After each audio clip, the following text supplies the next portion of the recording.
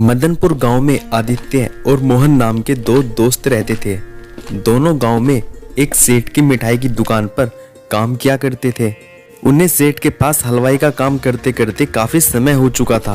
अब दोनों उस हलवाई के काम से तंग आ चुके थे और अपने आने वाले समय के लिए कुछ नया करने का मन बना रहे थे। अरे यार आदित्य, हम कब तक इस सेठ की गुलामी करते रहेंगे? पूरा दिन इतनी मेहनत और ईमानदारी से काम करते हैं, फिर भी सेठ हमेशा हमें डांटता ही रहता है। मैं तो सोच रहा हूँ कुछ पैसे जोड़कर हम भी एक मिठाई की दुकान खोल लें, और वो भी बिल्कुल इस सेठ की दुकान के बगल में। तब उसे पता चलेगा। हाँ यार, तू कह तो सही रहा है। मैं भी यही सोच रहा था, कब तक यही काम करते रहेंगे?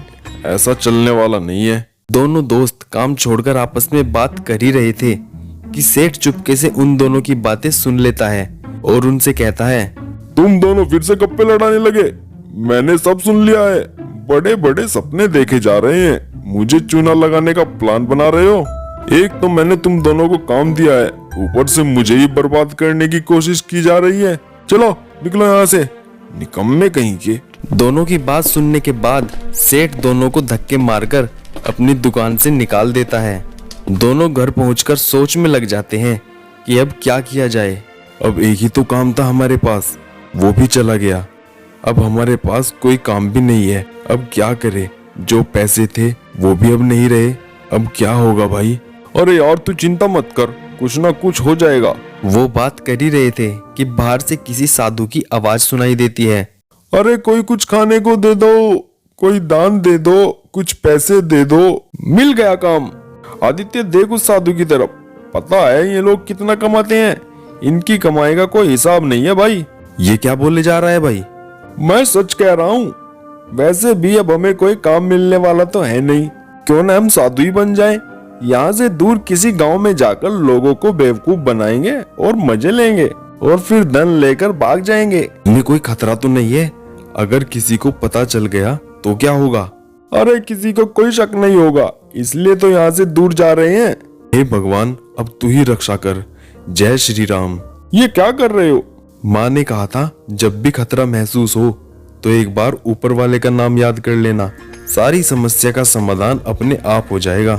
कुछ दिनों के बाद दोनों एक बहुत बड़े नगर में पहुंच जाते हैं। एक पेड़ के नीचे पहुंचकर दोनों रुक जाते हैं। ये सही जगह है आराम करने के लिए। यहाँ पेड़ की छांव भी है, यही कुछ देर आराम कर लेता हूँ। तुम नगर में जाओ और नगर के लोगों में ये खबर पहुँचा दो कि बहुत दूर हिमालय के पहाड़ों से एक बहुत पहुंचे हुए बाबा आए हैं। उनके पास आपकी हर समस्या का हल है। अगर कोई परेशानी हो तो वो दूर कर देंगे। ठीक है, मैं सबको जाकर ये खबर करके आता हूँ। मोहन एक दुकान पर पहुंच जाता है और दुकानदार को उदास बैठा देखकर उससे कहता है, क्या हुआ? उदास क्यों बैठे हो भाई? कोई समस्या है तो हमें बताओ। अरे बाबा आप जाओ यहाँ से, मेरे पास देने के लिए कुछ भी नहीं है। आज एक तो ग्राहक नहीं आ रहे, ऊपर से आप यहाँ पहुँच गए हैं। अरे मैं तुमसे कुछ मांगने नहीं आया, बल्कि तुम्हें कुछ देने आया हूँ। गांव में बहुत दूर पहाड़ों से एक बाबा आए हैं, जिनको कई सालों तक बहुत कठिन तपस्या और साधना के बाद सिद्धि मिली है। उनके पास तुम्हारी सब समस्या का समाधान है। एक बार उनसे मिल लो तो तुम्हारा कल्याण हो सकता है। धीरे धीरे बाबा वाली बात पूरे नगर में फैल जाती है। धीरे धीरे नगर के सब लोग बाबा के पास अपनी समस्या लेकर पहुंच जाते हैं। आदित्य इतने लोगों को देखकर घबरा जाता है। अरे अब मैं क्या करूं? ये तो इतने सारे लोग इतनी समस्या लेकर मेरे पास आए हैं। मुझे तो पता ही नहीं था कि इस दुनिया में इतनी समस्याएं हैं, लेकिन अब इनकी मदद तो करनी ही पड़ेगी। माँ ने जो कहा था वही उपाय करके देखता हूँ। आदित्य दुकान वाले को अपने पास बुलाकर उसके कान में कहता है, जब भी तुम्हें किसी समस्या से पार पाना हो तो एक बार ऊपर वाले को याद करना, तुम्हारी सभी समस्या का हल मिल जाएगा। लेकिन ये बात किसी से बताना नहीं तो इसका असर नहीं होगा। अचानक से आदित्य के उपाय से गांव वाले की सभी समस्या खत्म होने लगती है। इस बात से आदित्य भी आश्चर्यचकित था कि ये सब कैसे हो रहा है। गांव वाले आदित्य के आचरण से खुश होकर उसे बहुत दक्षिणा देने लगते हैं। इतना मान सम्मान और गांव वालों की आस्था को देखकर आदित्य मोहन से कहता है, कितने प्यारे और सीधे लोग हैं इस नगर के। इनका प्यार और विश्वास देखकर मुझे उन्हें धोखा देने का मन नहीं कर रहा। हम लोग पहले इस गांव में चूना लगाकर यहाँ से भागने वाले थे, लेकिन अब मैं ऐसा नहीं करने वाला।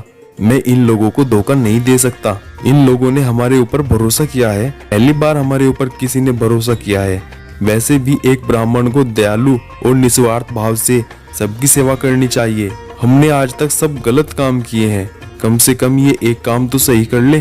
अरे ये कैसी पैकी पैकी बातें कर रहे हो? कहीं पागल तो नहीं हो गए? जैसा हमने सोचा था वैसा ही करो। देखो, मैं तो ये काम करने वाला हूँ नहीं। अब मैं किसी को धोखा नहीं दे सकता। मैंने तुम्हें बता दिया है, तुम्हें जो करना है करो, तुम अपना देख लो।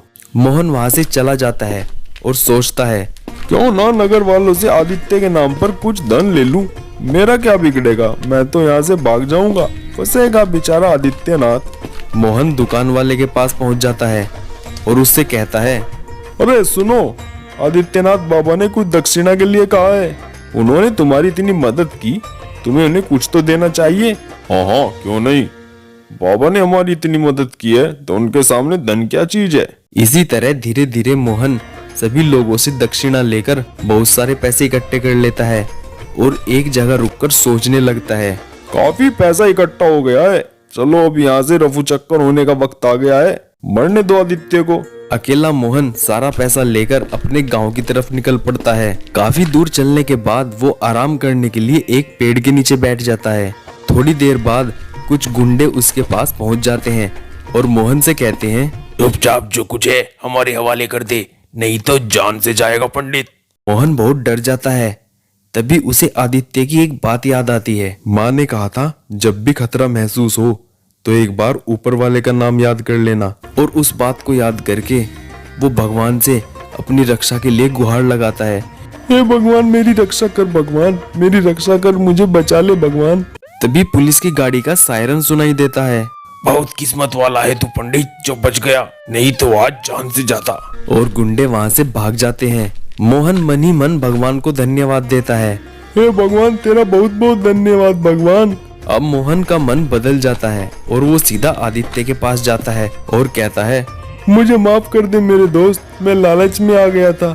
आज के बाद मैं कभी लालच नहीं करूंगा।